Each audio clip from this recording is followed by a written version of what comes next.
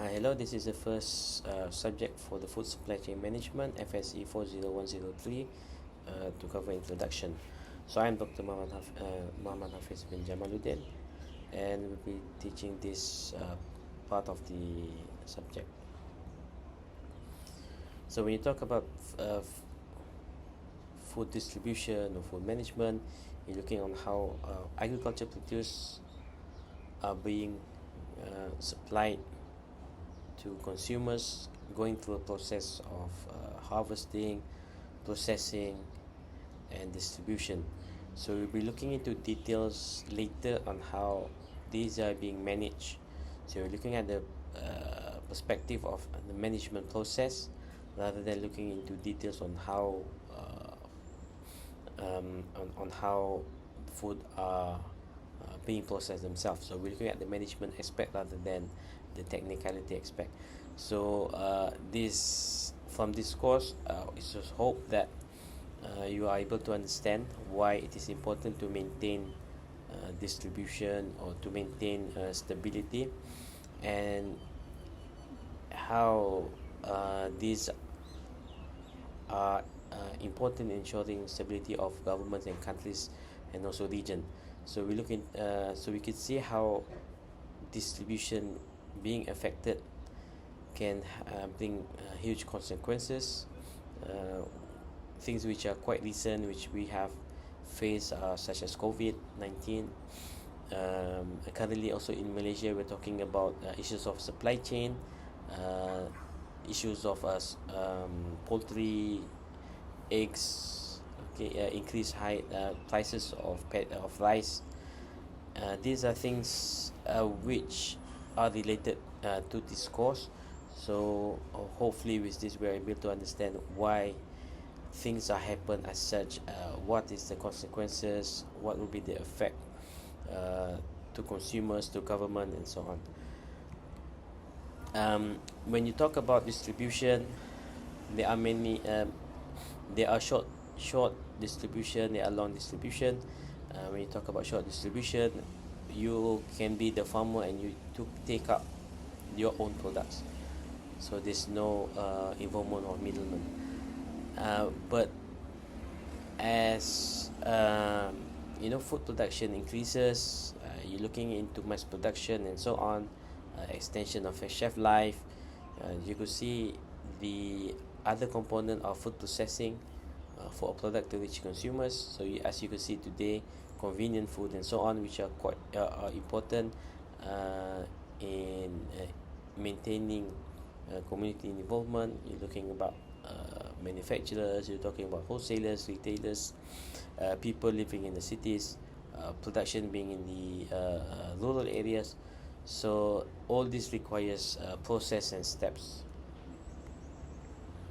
Um, so this is just to highlight. Probably you've gone through this in other courses. Talking about primary packaging, until you reach is a commodities are part and parcels of a supply chain. So you're not talking about just the food product. You're looking also talking about logistic issues. Okay, how products are being handled and so on. So what is food distribution? Basically, distribution is a process where a general population is supplied with food. So it is a subset of the food system. So we'll look into details during the food webbing, how it is put into place and how it is being applied. When you talk about the logistic aspect of distribution of food, and how demand and supply plays an important role, not just for businesses, for maintaining, but also looking into new markets and so on. So when you talk about logistics and supply chain, many aspect plays a big role, for to identify what products are in the market and how those products are reaching consumers. So you're talking about trends, on how trends can also bring disruptions or changes on how food are being taken up or how food is being distributed. And in the end, we are looking at how populations or how government or how communities are resilient to disruptions, uh, which which has been highlighted as previously highlighted, results from COVID-19, disruptions of food supply chain. How were we able to be resilient to these changes? So these are important aspects that hopefully from here we will discuss further in case studies, um, you know this aspect and how, for us, or why it is important for us to be resilient. So you can see how why the government is also talking about sustainability, issues of being sustainable in poultry and so on. So the ability to be resilient is important for the country, because when you talk about disruptions, changes in money, changes in value of monies, the effect of being dependent on imports. So these we will look into detail in the coming weeks. In some of them in case studies. So hopefully we can look into those details later. So things which we consider when we talk about supply chain, we're talking about distribution, the changes in population, the needs to, the movement of people from the rural to the urban areas, in the longer supply chain process, increase of the aging population and so on. So these are all very critical when you talk about the supply chain, and how it can be affected by slight changes within the population. We will look into detail also issues of competition for natural resources, uh, issues of climate change, cutting down of trees, rising sea temperatures. So these are disruptions within the food supply system, and in the end, what makes things work is the logistic part, okay, the supply and demand. So how do we work around issues of supply and demand? How consumers look? How do we look uh, on the trend of consumers, the eating habits? These are very critical for us to ensure a good management of the supply chain. So example, trends shapes the supply chain process. So you can see within our micro environment, issues of viral and so on. So you could see, as an example, when things become viral, uh, you in the end you will not have the supply to fulfill those demand. So we will look into detail also later on how demand, or how changes in supply and demand also affects prices. So you have today, the prices of chilies are 2 ringgit per kilo, latest become 26 ringgit per kilo, and so on. These are examples of how supply and demand also plays a critical role in aspect of socioeconomy, ability to buy, and it's also a strategy for producers to identify when's a good time to plant and so on. So understanding of supply chain changes can be beneficial for businesses, okay, to ensure the best profitability, and for government to understand stability, to ensure that food are always on the table. We look into powers of you're looking into changes of how food are being distributed from the farm.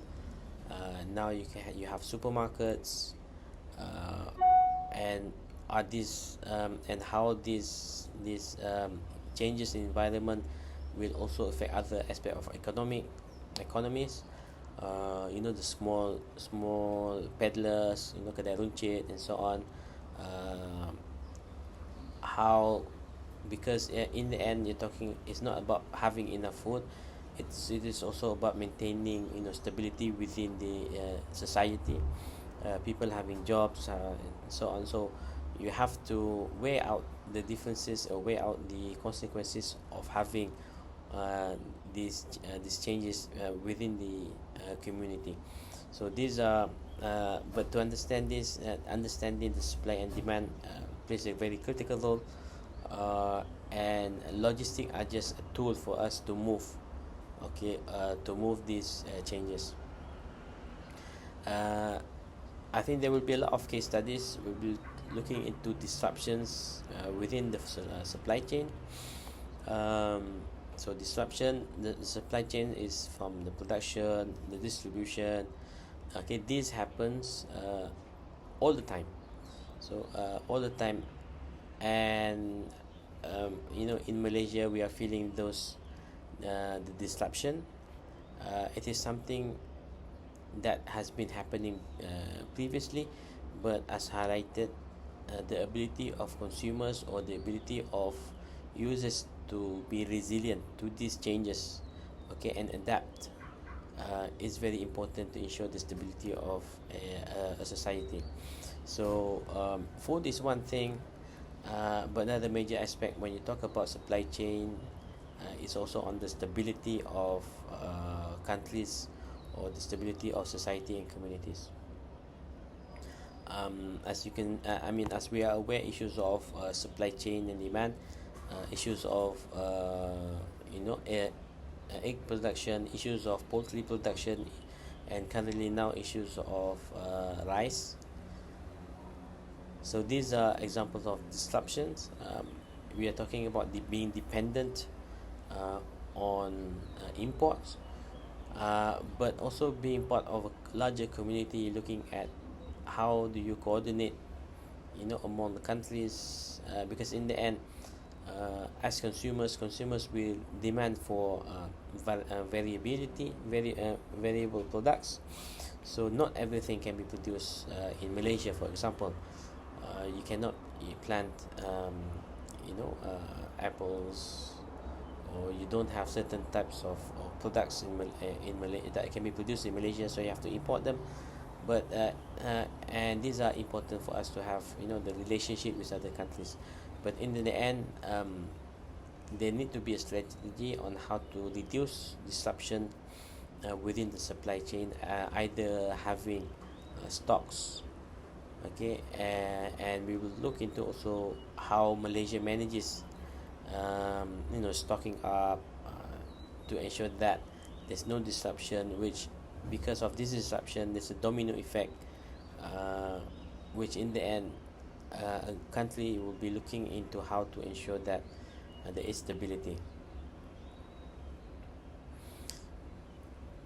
So disruptions in agri-food, in the logistic or the supply chain is very unique, um, unique to countries, regions, as different people have different needs. So we look at how, the effect of the differences on of these needs, how it is important, because this is how government or how countries do business with each other, and also looking into how to extend farm production, or extend the shelf life of food, so you have that stocking ability. So this disruption can be reduced at one point, but today you're looking at issues of, as the society matures, um, you're looking at, there are differences also in the needs of food safety. So you could see why certain countries are very concerned on the food safety issues of traceability, regulations. Some of them will be touched in more details, particularly with regards to regulations, and how regulations are also different between one country to another. And it all depends on the needs, and also the maturity of the particular country. This is something which is, I think, is close to us. Everyone face this situation. It's not just Malaysia, but also other places. But from the disruption from COVID, basically give us the basic understanding of issues of demand. The shift a shift in demand. This is a trending demand, so it's not just about access to food. It's also about trend or changes in food consumption pattern, how people purchase and buy food, and so on. And it requires producers. It requires uh, sellers to look into ways on how to make their product more friendly to end consumers. It's not it is, the result from COVID is not just on the food itself, but also on the logistic component. People are unable to go to work. Shipments are being stopped. Food cannot be sent out. Food become are wasted, resulting in low supply of certain products and so on. Uh, in the end, issues of high production costs, higher the higher cost, more labor. So these are just examples of disruptions. um, so you have surplus of food material because of COVID. You cannot travel, you cannot go out, you cannot work. So there's a sudden um, shift, or sudden reduction of supply. So production was stopped. So in the end, you can see that the ecosystem, or the economic cycle stops, resulting in a lot of losses. So people don't no longer have money. People cannot buy things that are not circulated within the community. So you can see how the ability of communities to be resilient or to adapt to these changes is very significant. Okay, we will look into detail on this much later in our case studies. Right. So if you look at the overall effect of COVID-19, so it's almost 75% of companies reported supply chain disruption due to transportation alone. So it is important for us to understand in detail how logistics plays that important role.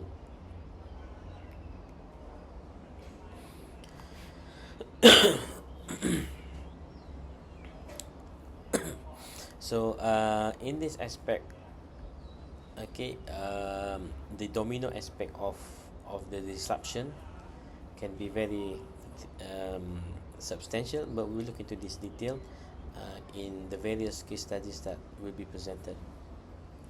So in the end, when you talk about food supply and demand, is how to develop a much more resilient coordination of food distribution. So once we understand what are the factors involved which will affect food supply chain, okay, the disruption and so on, and we will look into detail on how for communities to be resilient to these changes. Particularly, we're not looking just at the higher level or macro level, but we also look at the micro level, from the family aspect, local community, and as you go up to states, countries, and so on, we look on how the different states in Malaysia play their role in ensuring supply or needs and supply and needs and demand of consumers, particularly in Malaysia. So being able to be resilient, you're looking at multiple areas of discipline that needs to be understood further. Use of automation, the importance of resource sharing. So think where items are, so you can get items out quickly to consumers, and the ability to be more flexible with regards to supply, um, the changes in the environment and so on, and then the importance of multiple sourcing. As a country, you cannot be expected to just have one source of supplier. You need to have multiple sources. So we look into why it's important for us to have these strategies in place, and also we'll be looking into localization or decentralization of operations. We look into details how these are important um, when you talk about food when you talk about food supply chain. And another aspect which is important, I think, when you talk about climate change, you always talk about waste management, how we can reduce waste and improve productivity. We look into this also little much later on, a local supply chain. You know how Malaysia has moved from a local supply chain to much more longer supply chain. Previously, your produce are produced locally. You go to the wet market and so on.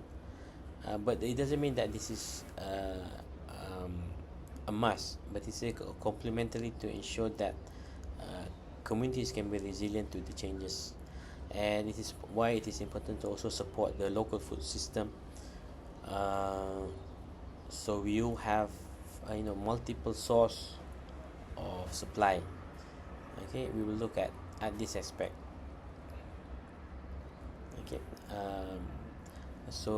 for me, a local supply chain looks into the ability of consumers to be more resilient to the changes, so we are not that affected to what is happening outside. uh, so these are just, but there are ups and downs, or there are pros and cons. Looking at the perspective of consumers, when you talk about local farms, you look about organic produce, you're talking about higher costs and so on, and how consumers will also be looking into prices. So there are different what do you call it, approach, or there are different um, by different countries. Malaysian in particular would normally go for much cheaper produce, but we have slowly an emerging trend of people supporting local farmers to ensure that money are circulated within the community. Alright, so these are things which we will touch. A part of the case studies that we'll be talking about. Okay, so just a slight details on COVID-19. So you're talking about looking at the overall supply chain, how to be resilient, not just during COVID-19, but during other event similar to COVID-19. You could see how wide the effect has been to the whole ecosystem, and look on how food processors changes in their approach during this time. So these are all talking about being resilient to the changes. um, at a more a localized scene, or the small farmers, uh, you could see how technology has allowed farmers to also share or produce their products which they can send to consumers. I've been recently to Johor recently, and the discussion we had there, we noticed that consumers the communities in Sidili in Kota Tinggi, are you know are and the communities over there, when they talk about logistics, it is a small uh, in Sidili kecil, in Sidli besar, the community which is more secluded from outside, because access to this small town um, is not easy. So they have small roads and so on. So but once you reach there, you notice that they are not dependent, but they have their own system of food distribution. They have the riders. They don't have Grab Food and so on, but they have local riders. They have a local community WhatsApp group where people, once they produce, when they produce, they will share within that group, and they have people who come and collect and send to consumers. So this is a small ecosystem which supports small farmers or small producers, and it is interesting that how people have changed, from buying offline to online. It and it's not just about using apps. It's also about how community get together and support each other. So price was not a matter, but it's a matter of produce reaching their consumers within a required time. So these are interesting topics to talk about. So we'll look into this, try to understand further the implication, why it is important. Because in the end, food, yes, food is important, but the ability of consumers or the ability of communities to be adaptable to changes uh, and being resilient is another factor to ensuring stability within a country or a region. All right, so we'll talk into this we'll look into this information later. All right, thank you very much.